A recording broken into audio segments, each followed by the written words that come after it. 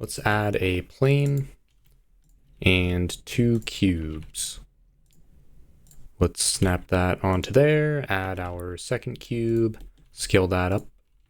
And then I'm going to add a collision on the plane, and then a soft body and a collision on both of the cubes. Now, in terms of settings, there's quite a bit to do, so let's select our smaller cube, turn off the goal, turn on stiffness, set the push and pull to 0.2. All right, now on this one, I'm going to turn off the goal and then subdivide this one. You don't want to subdivide it too much because that will slow down the simulation a lot. Next, let's set the bending to 3 and the plasticity to 20 on this cube. And then on this cube, set the bending to 10 and then just set the pull and the push to 0.999. Let's see how the simulation is looking.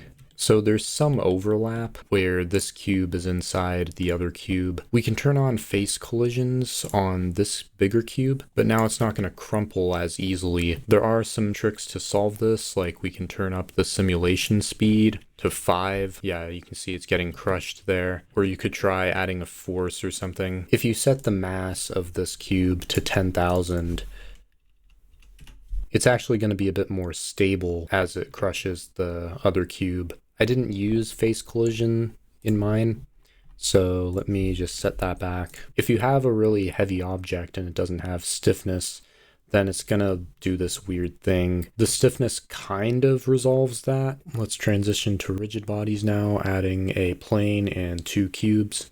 This one I'm gonna subdivide 15 times, and now I'm gonna fracture it. And all of these are going to be active objects in our simulation. I'm going to set my cursor here now and add a force, move that a bit. In the physics settings of this force, if we increase this to 5,000 and then spacebar to play, we can see a few issues. Let's delete this cube that was left behind and then make our plane a passive object.